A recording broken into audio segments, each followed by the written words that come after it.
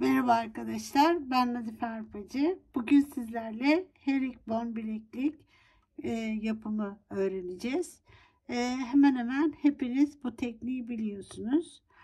Şu kısmında tuğla tekniğini kullanacağız. Tuğla tekniği ve herringbone'un birleştirilmiş haliyle bir bileklik yapacağız. Evet, renk olarak istediğiniz rengi kullanabilirsiniz. Ona uyumlu kristal taşlar kullanabilirsiniz. Şimdi zaten malzemeleri sayacağız. Burada Miyuki'nin delika boncuğunu kullandım.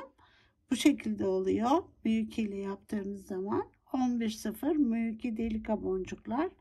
Normal 11.0 kum boncuklarla yaptığımda da bu şekilde oluyor. Bunların ölçüsü aynı arkadaşlar, sayı olarak. Evet, şimdi neler gerekiyor onlara bir bakalım ve yeni bir bileklik başlayalım, beraber yapalım. Burada 11.0 yine Toho boncuk, bu 11.0. 15.0 Miyuki'nin boncuğu var. 15.0 bu. 3 milim kristal 6 tane gerekli. O nerede gerekli arkadaşlar? Eğer yoksa önemli değil. Buraya koymayabilirsiniz. Varsa güzel olur. Şu başlara ilk başlarken bakın, bir de şuraya, şuna, buralara koymak için 6 tane arkadaşlar bu boncuktan gerekiyor. Yani 3 milim boncuk gerekiyor. Ve 4 milim Swarovski. Ben bakır kullanacağım bu sefer. Bakır rengi, bunlarla uyumlu olsun diye. Ve bir düğme lazım. Bundan başka iple yapıyorum. Fireline ile yapabilirsiniz. Ama olabildiğince arkadaşlar boncuğun rengine uygun bir ip olsun. Aralardan gözüktüğü için çirkin durmasın diye ben boncuk, yani ana boncuk rengine yakın bir ip kullanıyorum. Mesela bunda beyaz ip kullandım. Burada da yine beyaz ip kullandım. Hani çünkü beyaza çok yakın olduğu için. Evet arkadaşlar, şimdi modelimize geçelim. Şimdi arkadaşlar bunları yaparken ben şu parçaları ayrı yapacağım. Ayrı ayrı iki parça öreceğim. Sonra da şu ortadaki parçayı örüp alttaki bölümle birleştireceğim. Siz bunu buradan başlayarak da örebilirsiniz. Ama bu şekilde örersek daha kolay olacak bizim için, elimize dolaşmaması açısından. Dediğim gibi buradan da başlayarak ayrı ayrı bu parçayı, bunu ve bunu örebilirsiniz. Ayrıca ayrı ördüğümüzde bu boncukların boyutları fark ediyor arkadaşlar ve aynı ölçüde olmayabiliyor. 11.0 olmasına rağmen. Şimdi ne demek istediğimi daha iyi anlayacaksınız. Burada örneğin 45 sıra var. Yani şu şekilde 45 sıra var. Şöyle ördüğümde 45 tane şu küçük boncuklardan oluşuyor. Bunu ördüğümde ise biraz daha az kullanmam gerekiyor. Bileğime göre daha az sıra yapmam gerekiyor. O nedenle şimdi önce bunu örüp tek parçasını hem de bileğimin boyunu da ayarlamış oluyorum. Şimdi başlayalım. Arkasını kesmiyoruz hiçbir zaman. Uzun tutuyoruz. Şöyle yaptım. Ya ilk aldığımdan geri döndüm. Tekrar yapalım. Şu şekilde aldık. Böyle koyuyorum. Geldim, buradan geri dönüyorum. Şöyle çektim, yerleştirdim. Bir tane daha geçiyorum. Tekrar giriyorum. Burası sıkı olsun diye. Buradan da geri dönüyorum. Şimdi şöyle duruyor. Buradan bir tane boncuk alıyorum.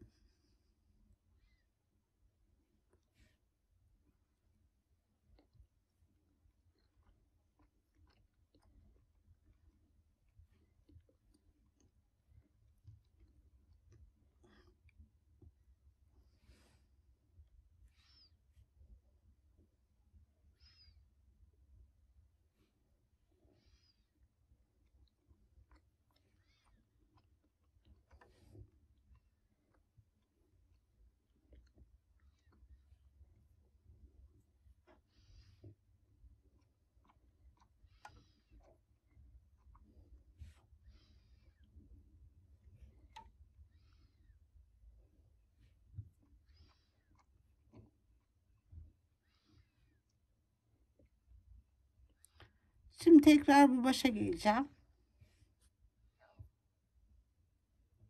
İçinden böylece sıkılaşmış oldu ve buradan örmeye başlıyorum. 2 tane alıyorum.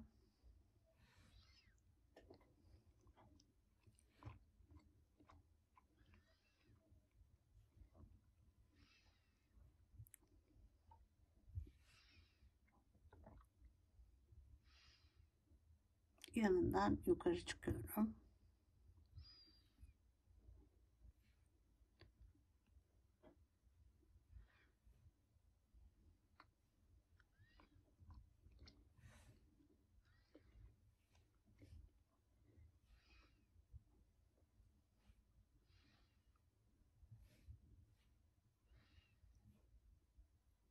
Şimdi buraya arkadaşlar boncuk koymadan yukarı çıkıyorum. Şöyle yukarı çıkıyoruz. Şimdi 2 tane alıyorum.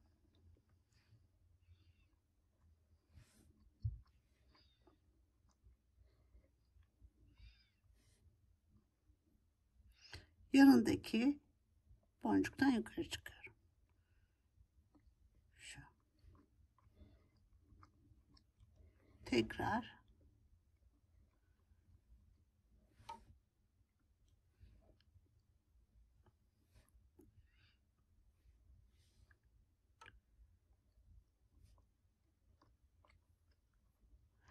buradayken bir tane 15-0 boncuk alıyorum.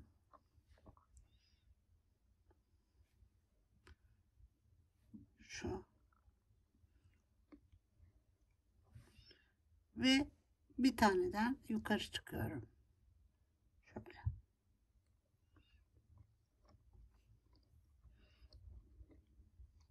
Şu. Şimdi 2 tane alıyoruz. İniyorum.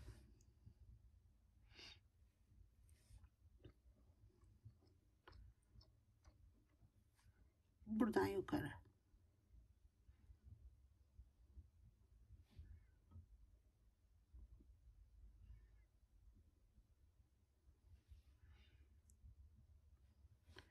Burada bir şeye dikkat etmem gerekiyor. Bakın bu sarı boncuğu şuradaki sıraya koymuşum.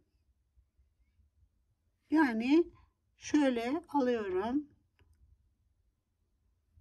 ve 2 iniyorum.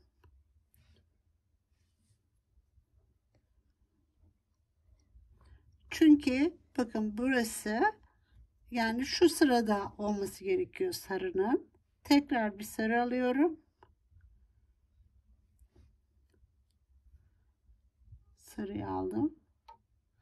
2'den yukarı çıkıyorum. Şu. Şimdi gördüğünüz gibi bakın şu sarı boncuklar ikinci sıradaki boncukların üzerinde. Şöyle. Bu da burada. Devam ediyorum.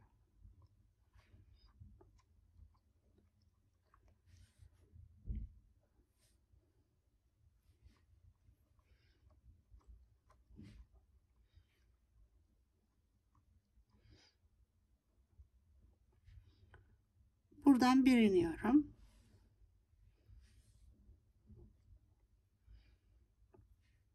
Bir tane sarı alıyorum.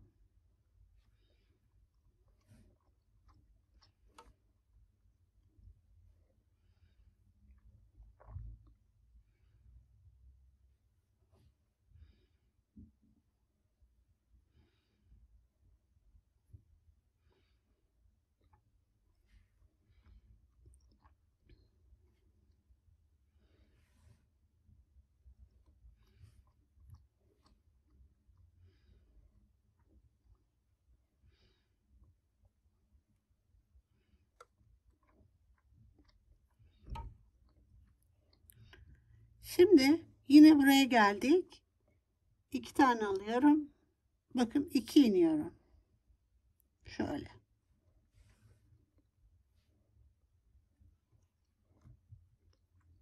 Bunları düzeltelim. Neden?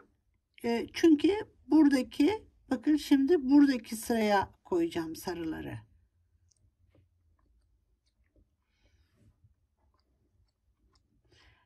İki yukarı çıkıyorum. Buradayken 1 çıkıyorum. Bu taraftan 2 çıkıyorum. Şu. Devam ediyorum.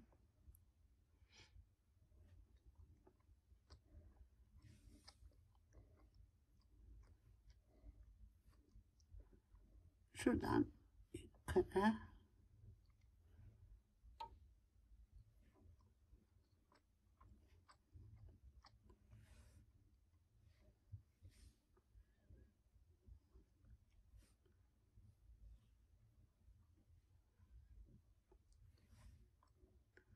Buradan arkadaşlar 1 çıkıyorum.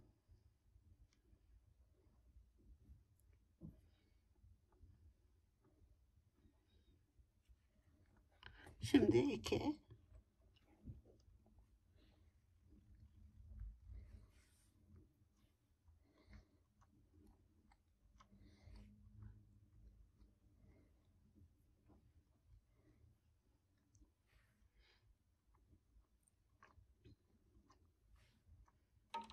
Burada 2 iniyorum.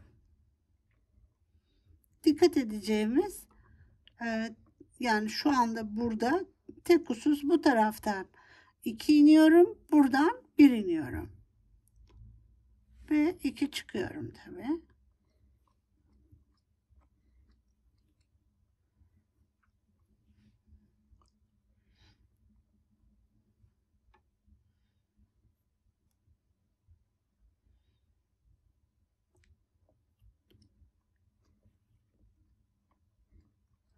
Tekrar bir sıra daha örelim.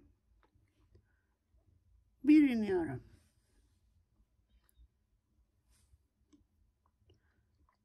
Yukarı çıkıyorum.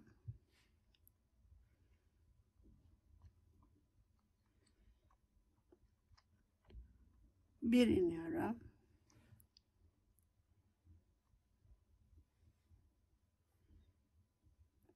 Bir sarı alıyorum. Yukarı çıkıyorum.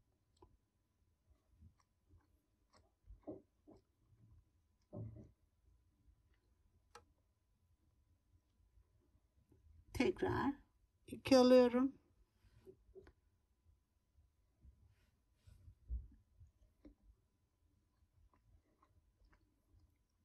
Bir çıkıyorum.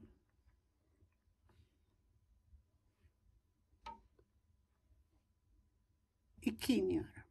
Şu.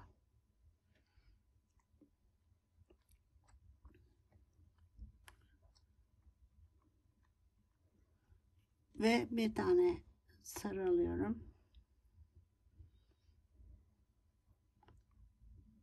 İki çıkıyorum. Şimdi bu şekilde bileğimin boyu kadar bunu örüyorum. Kalınlığı kadar örüyorum. Tabii burada şu öreceğim kısmı da işin içine katıyorum, hesaplıyorum. Ona göre bu kadarlık bir alan boş bırakıp şuradan bu kadarlık bir alan boş bırakıp bileğimin kalınlığı kadar örüyorum. Ben 2 parçayı öreyim. Sonra 3. parçada tekrar beraber olalım.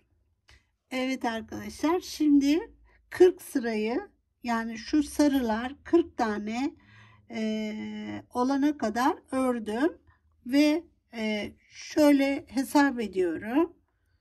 Burada iki baş bölüme öreceğim tuğla tekniğini hesaba kattım. Bu kadar boş bırakarak tamamladım iki yanı da. Şu anda 40 tane. Burada ne demiştim? 45 demiştim. Demek ki bu boncukların boyları biraz daha uzun. 11.0 olmasına rağmen. O nedenle siz de bu şekilde yaparsanız daha iyi olur. Şimdi orta bölümü yapıyorum. Gene ortaya geldiğimde şu şekilde 13 tane burada sarı boncuk sırası var. 13 adet. Ve burada bölecek gideceğim ben. Artık ayıracağım. Şu kısmı yapacağım. Şunu yapacağım arkadaşlar. Bunu ayırdıktan sonra boncukları yerlerine yerleştirip üst tarafını öreceğim. Beraber yapalım şimdi. Burası dediğim gibi 13 tane sarı boncuk var. 2, 4, 6, 8, 10, 12 ve 13. Şimdi devam ediyorum. Sonra birleştireceğiz bunları.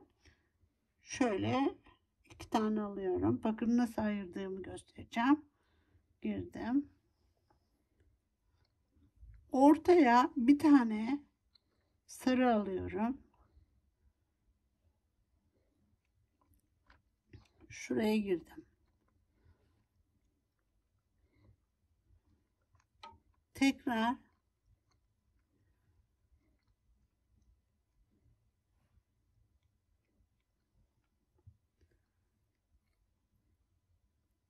şimdi buradan yukarı çıkıyorum. Şöyle sarıyı koydum ve yukarı çıktım. Artık sadece bu kısmı öreceğim. Yani şu sırayı öreceğim. Sadece. 2 alıyorum.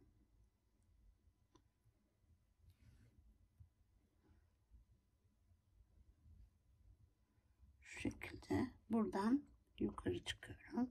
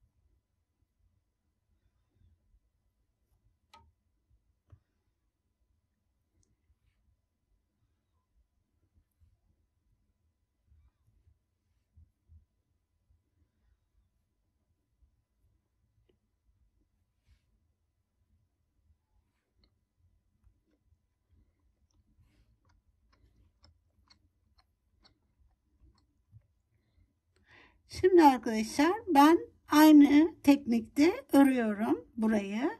Sonra bu ipimi yukarı çıkartıp burayı da öreceğim. Aynı şekilde ve birleştirme yerinde yine bu şekilde birleştirme yapacağız. O bölümde beraber olalım. Şimdi bu sırayı bitirdim ben. Alttaki ipimi yukarı çıkartarak buradan ikinci parçayı öreceğim.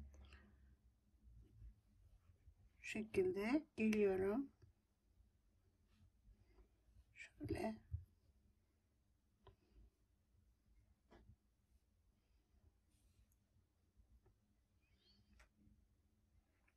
Yukarı çıkaracağım bu ipimi.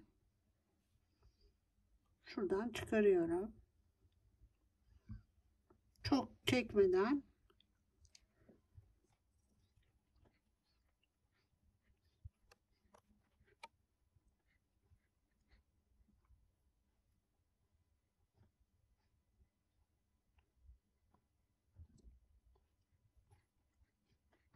şimdi bu sarı boncuktan giriyorum. Şundan ve ikisinden yukarı çıkacağım. Şöyle.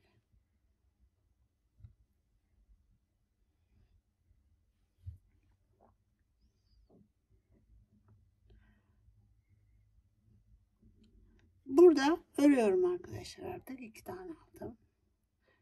Bakın nasıl yapacağım. 2 tane aşağı inmem gerekiyor.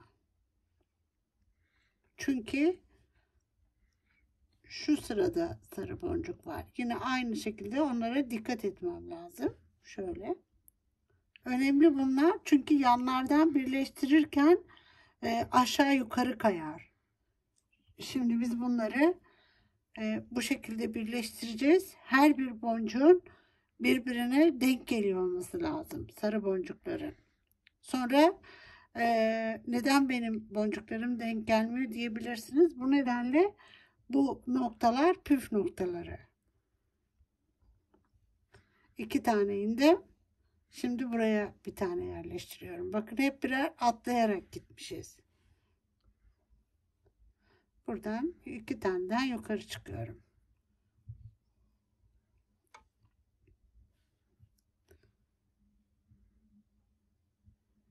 Şimdi 2 alıyorum. Burada dikkat etmem gereken hangi boncukta olduğu. Bu boncuk, yani şurada. Demek ki bunda da 2 ineceğim. Şu. Bunlar önemli arkadaşlar. Biliyorum birçoğunuz bu tekniği biliyorum diyecek, ama buraları önemli. Bilekliğinizin güzel olması için püf noktaları var.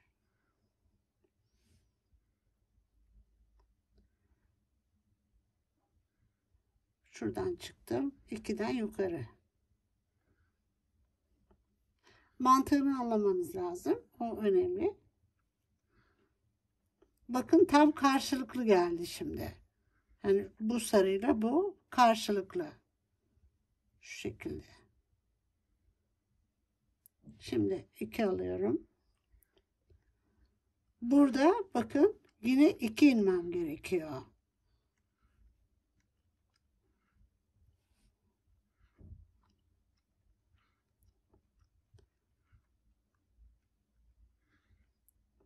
Eğer ipimi buradan yürütseydim bir inebilirdim. Ama burada mantığını anlatmak istiyorum size. O nedenle, yani anlayarak yapabilmeniz için ben ipi buradan yürütüp 2 indiğimiz zaman ya da böyle bir durumla karşılaştığımızda ne yapmamız gerekiyor onu göstermek istedim.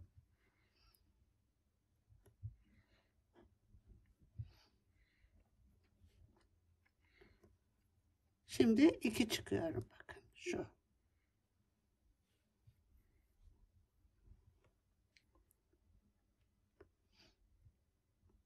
Bakın burada yine 2 iniyorum. Çünkü bir atlıyorum.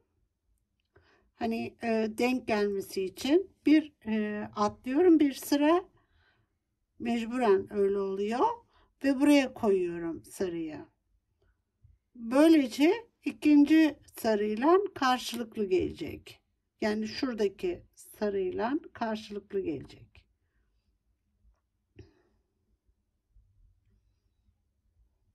Buradan yukarı.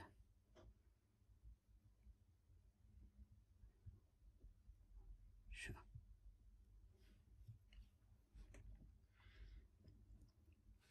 Bu şekilde hepsi böyle böyle karşılıklı gidiyor. 2 tane alıyorum. 2 iniyorum.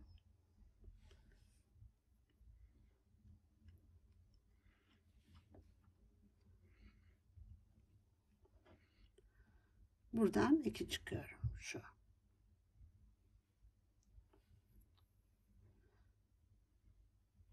Şimdi tekrar anlatayım arkadaşlar. Bakın birer tane boncuk ya da bir sıra atlıyoruz. İkinci sıraya sarıları koyuyoruz. Eğer biz bunu bu şekilde yapmazsak şimdi ekleyeceğimiz zaman daha da iyi göreceksiniz. Bunların karşılıklı gelmesi zor. O nedenle benim dediğim gibi devam edin. Evet, şimdi bu sırayı da bitireyim ben.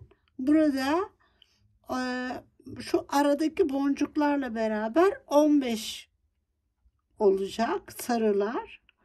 Ve 15'ten sonra tekrar bu şekilde devam edeceğiz. Ben şurayı bitireyim, sonra birleştirmeyi nasıl yapacağız ona bakalım. Evet arkadaşlar, şimdi birleştirme bölümüne geldik. Burası önemli bir bölüm.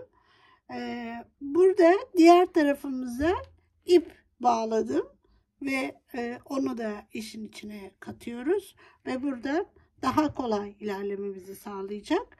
Şimdi sayıyorum. Şuradan 14 tane sarı boncuğumuz var. Şu şekilde saydığımızda 14 boncuğumuz var. Burayı da sayıyorum. Yine 14 boncuğumuz var. 15. ile birleşecek arkadaşlar ortada. Ve bu bölümde ise bakın şuraya baktığımda iki sıra var. Şurada. Bakın burada da 2 sıra var. Şimdi bunları birleştiriyorum. Nasıl yapacağım? Ve bir tane ipimi sonra yok edeceğim yine. Geliyorum buraya. Şöyle bakın şuradan geri dönüyorum. Şöyle. Şöyle geri dönelim. Birleştirelim. Bu araya bir tane sarı alıyoruz. Şöyle. Buradan giriyorum.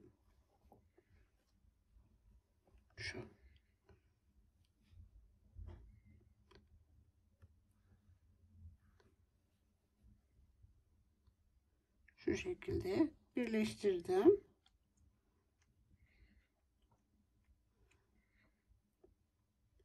Ve ilerliyorum. Geliyorum buraya.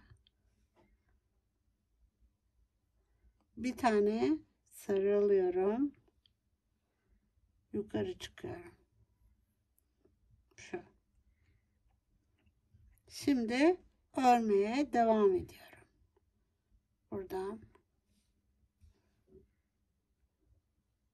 şöyle geldim. Yine şuradan ve buradan yukarı çıkıyorum. Şu.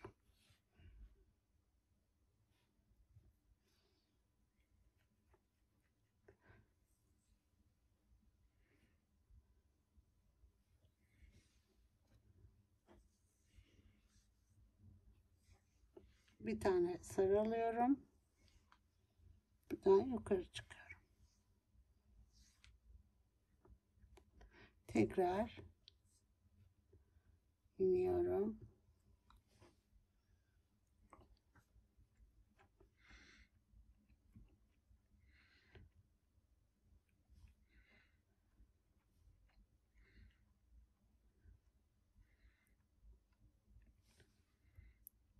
Yine aralarda birer sıra gördüğünüz gibi böyle boş olarak devam ediyor.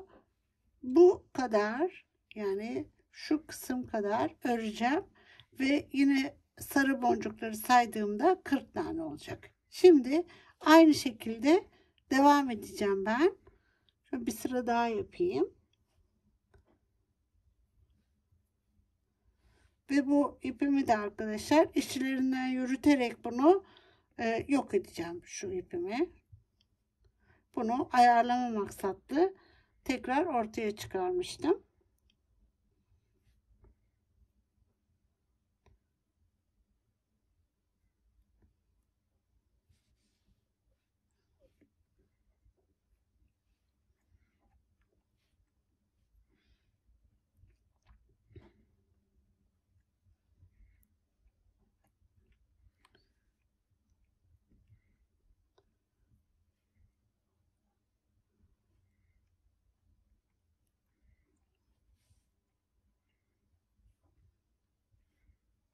şekilde devam ediyorum. Evet arkadaşlar, şimdi orta parçayı da tamamlamış oldum. Şu şekilde olacak. Bunlar birleşecek şimdi.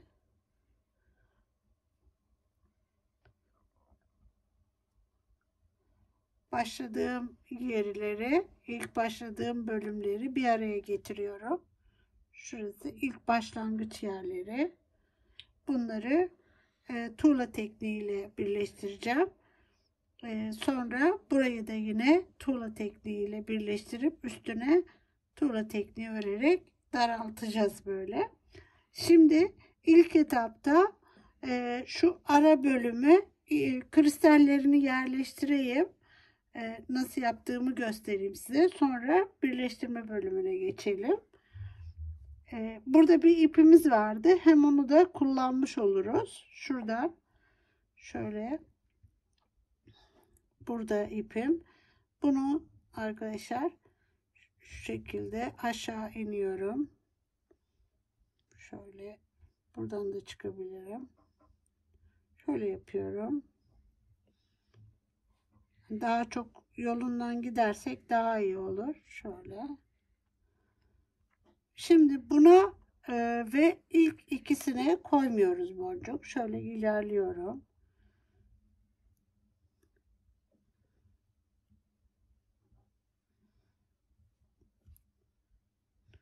Şurada bakın. Buradayım. Buna koymadım. Buna koymuyorum. Boncuk koymuyorum. Buraya çıkıyorum. Ve sarıdan geri dönüyorum. Şu. Önemli bir nokta. Çıktım. Şöyle. Buraya ilk başta küçük koyuyoruz. Şu 3 milim bu. Yani yoksa da önemli değil. 4 milimi de koyabilirsiniz ama 3 milim olunca burası daha düzgün duruyor. Şimdi buraya geldim. Bakın buradaki 1 2 1 2 atlayıp buraya giriyorum. Şu. Şimdi dönüyorum.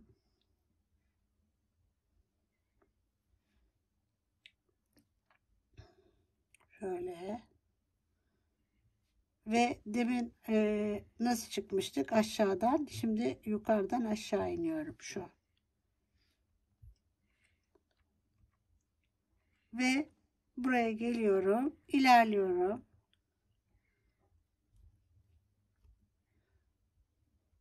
Bunu atlıyoruz. Diğerine geliyorum. Şuradan. Buna geliyorum. Ya birer tane atlıyorum. Şimdi şu. Geldim. Artık 4 milimleri koyacağım. Bunu alıyorum. Bakın buradan karşılıklı birer tane atlıyorum. O nedenle ilk başta yaparken bu araları çok önemliydi. Onun için dikkatli örmemiz gerekiyor. Buraya geldim. Geri dönüyorum. Şu. Ve dedim ki bunu şuradan iniyorum.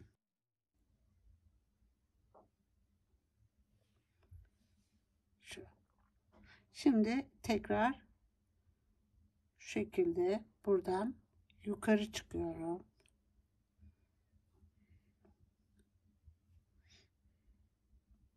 Gene bu sarıya atlıyorum.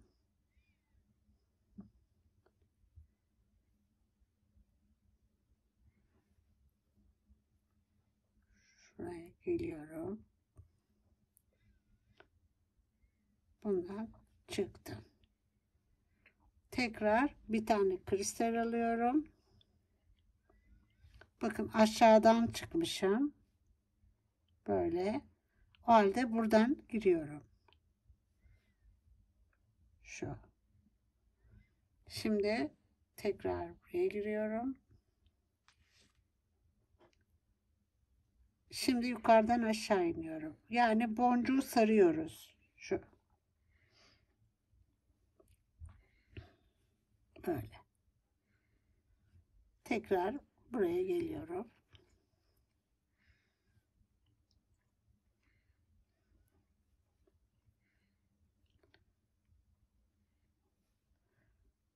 bu sarıyı atlıyoruz. Buna giriyorum.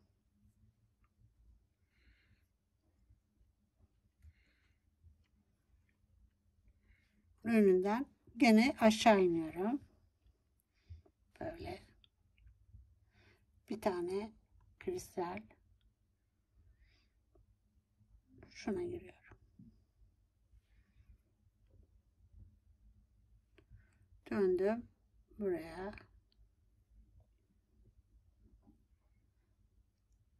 Şimdi buradan aşağı iniyorum. Şu. Şimdi burada zaten bir tane 4 milim yerleştireceğim. Bir de tekrar 3 milimle bitirmiş olacağız. Şöyle.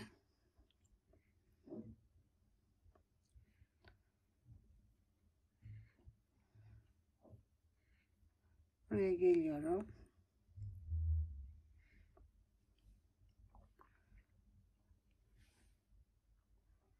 Bakın aşağıdan iniyor.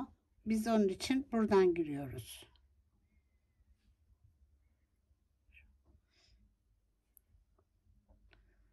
Böyle giriyorum.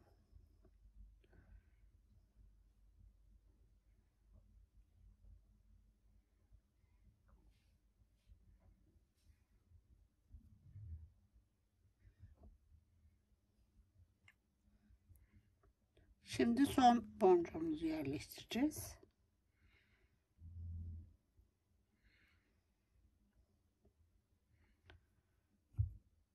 Buraya da yine 3 milim koyacağım.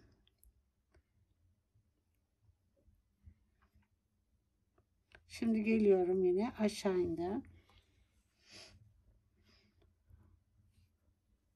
Buradan 3 milim bir tane alıyorum. Şunu çıkarıyorum. Tekrar 3 milimin içinden aşağı iniyorum. Tekrar yukarı buradan ilerleyip ipimi yok edeceğim.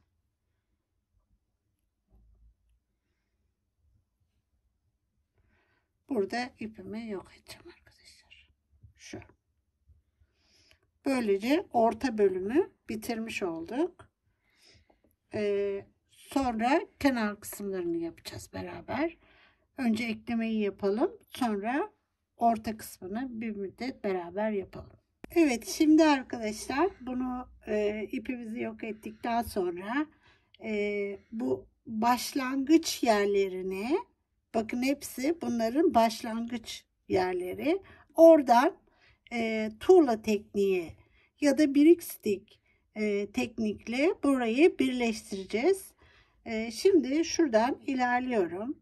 Şu şekilde.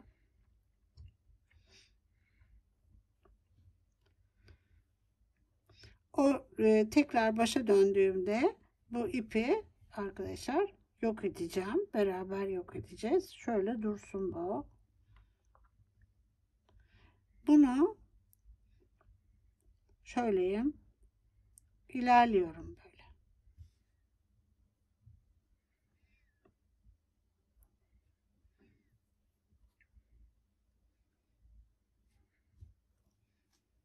Geldim orta parçaya. Onu da alıyorum. Buradan birleştiriyorum bunu. Şu şekilde.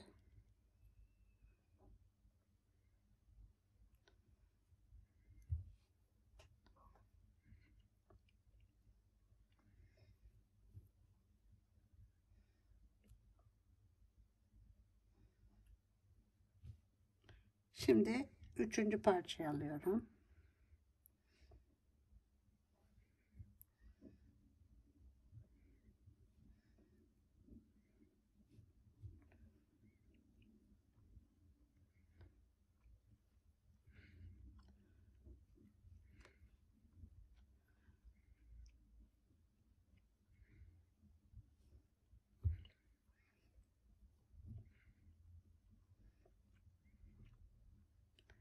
buraya geliyorum arkadaşlar.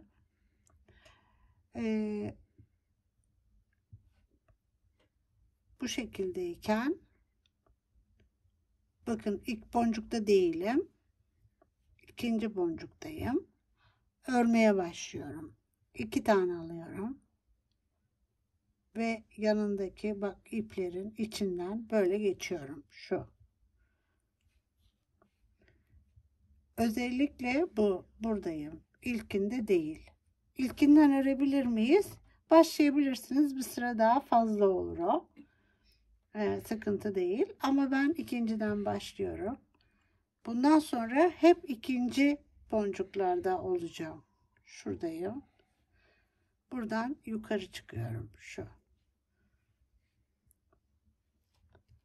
Şimdi bir tane alıyorum ve arkadan öne doğru böyle bakın ipler arada kalıyor, iğnenin üstünde yerleştirdim. Yukarı çıkıyorum. Tekrar şuradan giriyorum.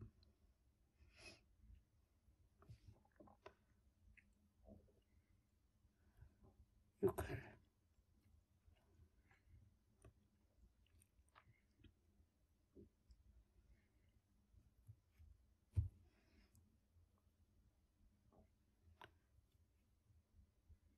Sistem böyle buraya kadar gidiyor. Şimdi tekrar bir tane alıyorum. Buraya girdim.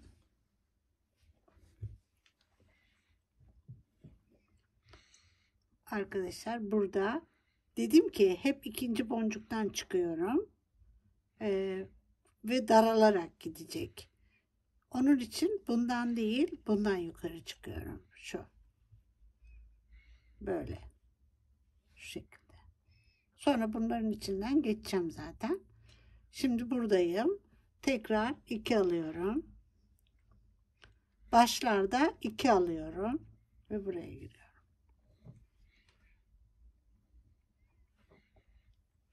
Ve yukarı.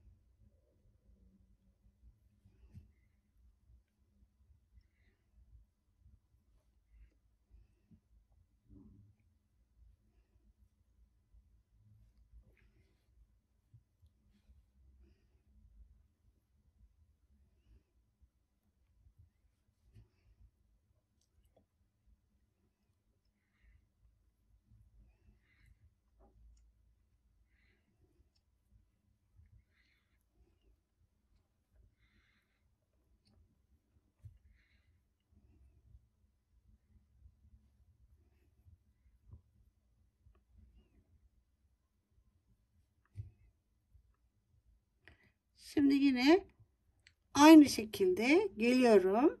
Bakın en son boncuğumu yerleştiriyorum. Ama bundan çıkmıyorum. Bundan çıkıyorum.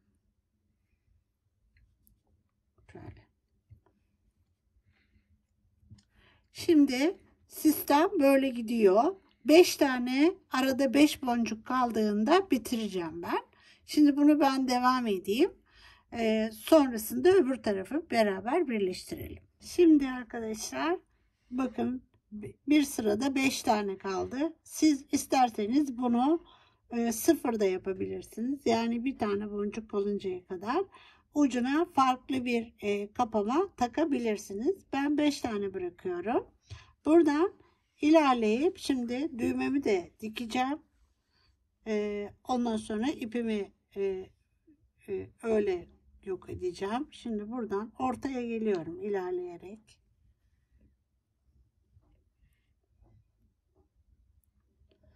önce düğmemi dikeceğim. Şimdi şuraya dikebilirim. Bu ortadaki boncuk mu? Ona bakıyorum. 4 tane burada var. 4 tane de burada var. O zaman buraya dikebilirim. Şimdi düğmemizi buraya dikeceğiz. Buraya koyuyorum.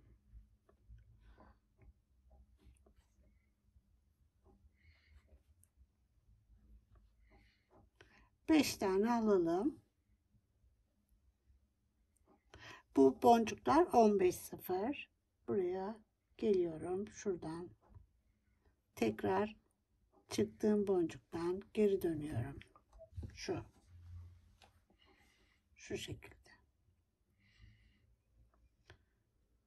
Ve bir kez daha içinden geçeceğim. Hepsinin 4 oldu. Buradan da geçiyorum. Şöyle. Ve tekrar bakın şu geçmiş olduğum boncuktan geçmeye çalışıyorum. Şöyle. Şu.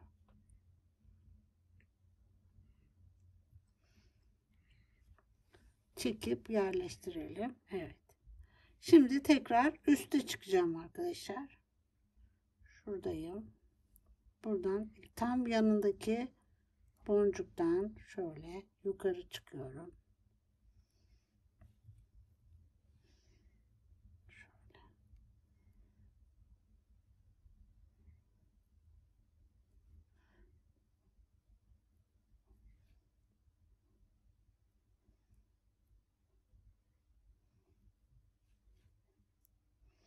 İşlerinden yukarı çıktım. Şimdi şu başları tutturmak için birbirine hepsinden geçiyorum. Şu. Sonra şuraya giriyorum ve içinden bunun geri dönüyorum. Bakın şu. Böyle döndüm. Tekrar buraya giriyorum. Şimdi gelip aynı işi burada yapacağım.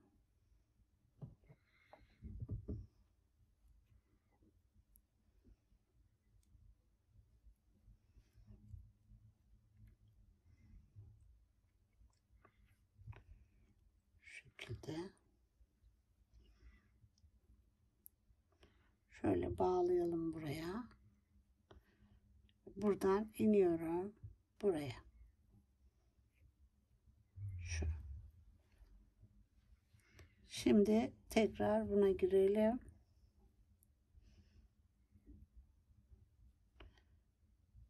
Buradan böyle çıkıyorum.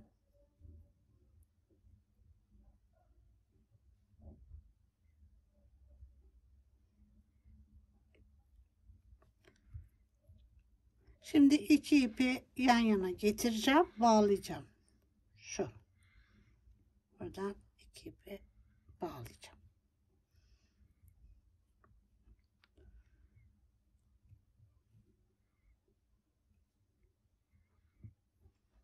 Şöylece. Tekrar bir düğüm atalım arkadaşlar. Şu. Şimdi keselim bunu.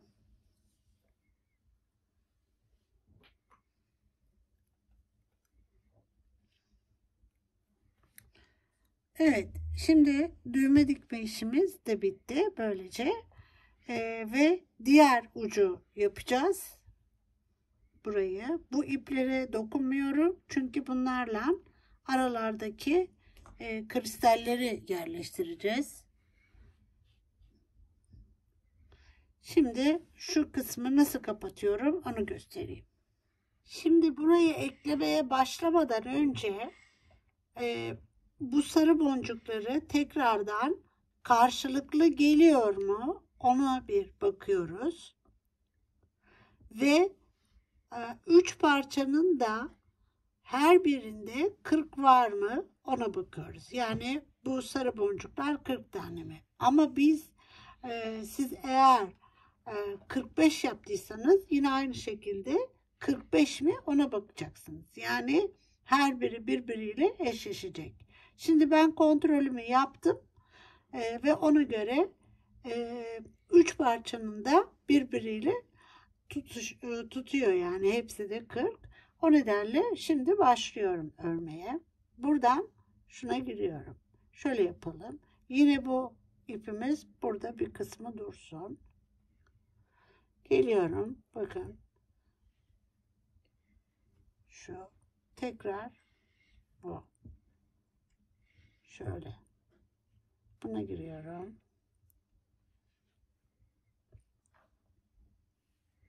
Yani hepsini ilk başlıyormuş gibi tutturuyorum. Şöyle.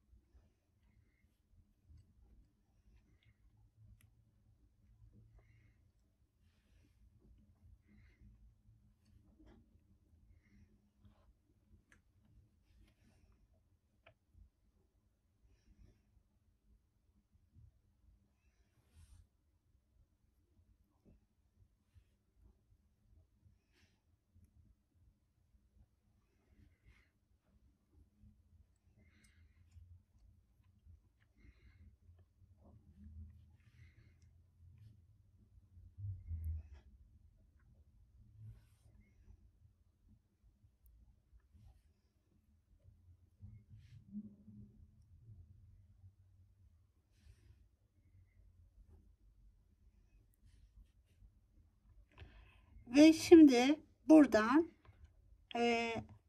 itibaren şurayı nasıl yaptıysam 2 alarak buradan örmeye başlıyorum bu şekilde. Yani sistem aynı gidiyor. Ben şimdi bu kısmı bitireyim. Burası nasıl yaptıysam öyle yapacağım. Sonra içinde kristalleri beraber yerleştirelim. Şimdi burayı da tamamladıktan sonra arkadaşlar buraya bir ilik yapacağız ve ipimizi öyle yok edeceğiz. Şimdi geliyorum, bunu bu şekilde bir bakıyorum, şöyle koyuyorum.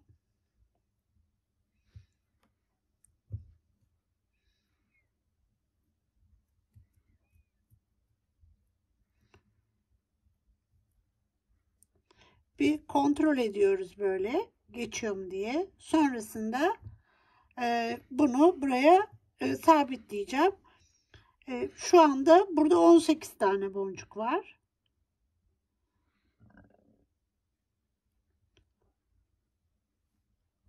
Tane boncuk var. Buraya giriyorum. Şu. Şöyle. Tekrar buradan dolaşıp şöyle bunun içinden bir kez daha geçiyorum. Şöyle.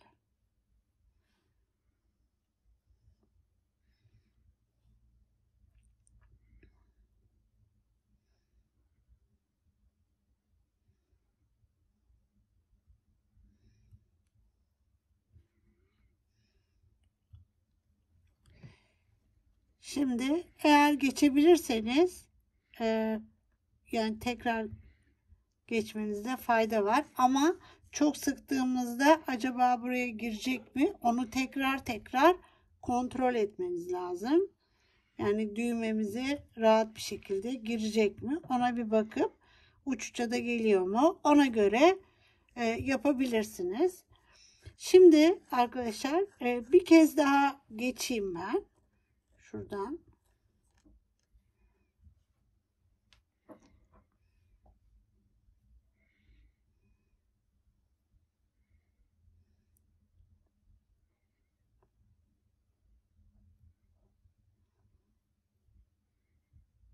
Ve tekrar böyle yapalım. Çünkü iki ucu, şuradaki ucu da yan yana getireceğim ve bağlayıp yok edeceğim.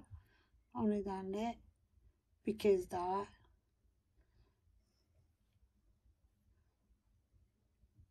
Toho boncuklarda böyle bir güzellik var. İstediğin kadar geçebiliyorsun içinden.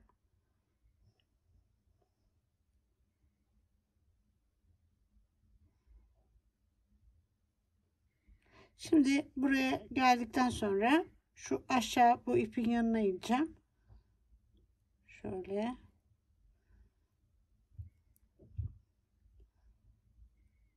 Şu. Bunları bir bağlayacağım arkadaşlar.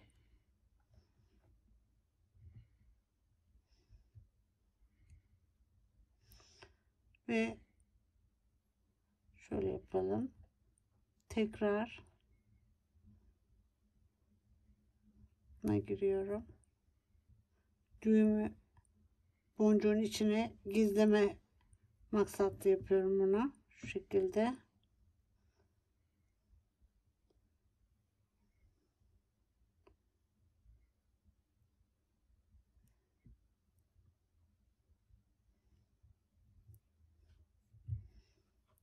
Buradan da tekrar şöyle bir düğüm yapıp şimdi bunları kesiyorum.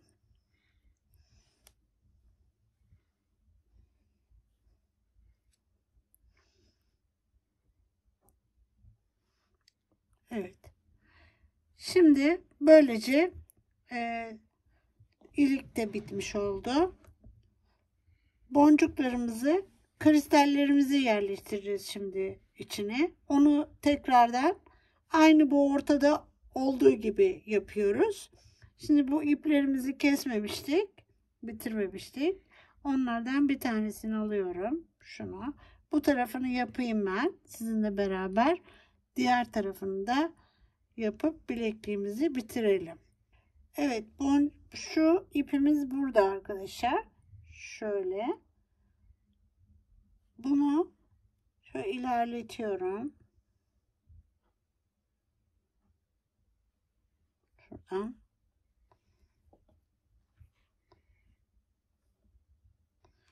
Buradan iniyorum. Demiştik ki ilk bir tanesini yerleştirmiyoruz. Şöyle geliyorum. Şu.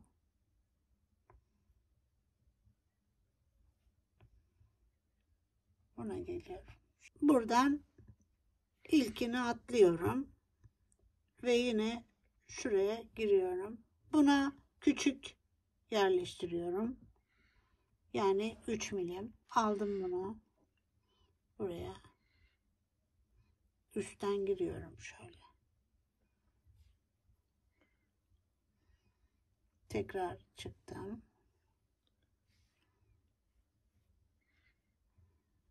Buradan şöyle sarıyorum sarı boncuğu.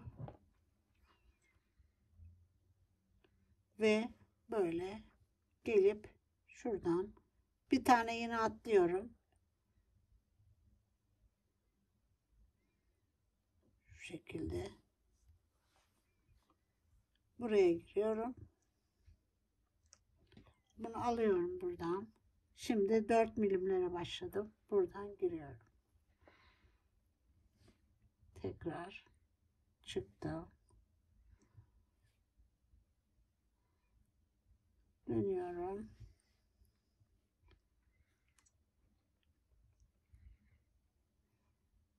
Yukarı çıkıyorum.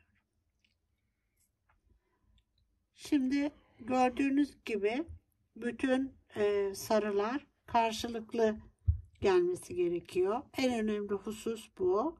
Sarıların karşılıklı gelmesi gerekiyor ki arada kristallerle birleşsin.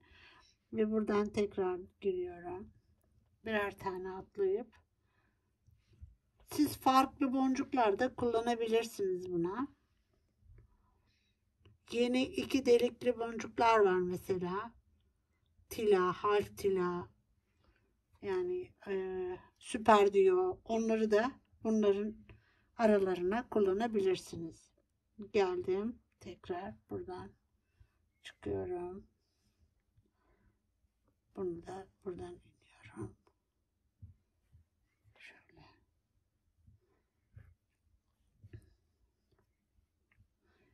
Tekrar buradan yukarı çıkıp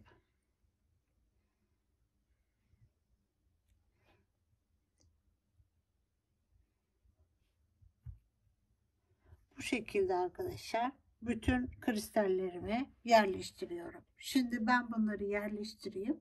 Sonra işimizi bitirelim. Evet arkadaşlar, böylece bilekliğimizi tamamladık. Nasıl yapıldığını öğrendik. Artık sizler de birer tane yaparsınız. Böylece bir dersimizi daha tamamladık. Sağlıcakla kalın, sevgiyle kalın, Nazo Tasarım'da kalın. Hoşça kalın arkadaşlar.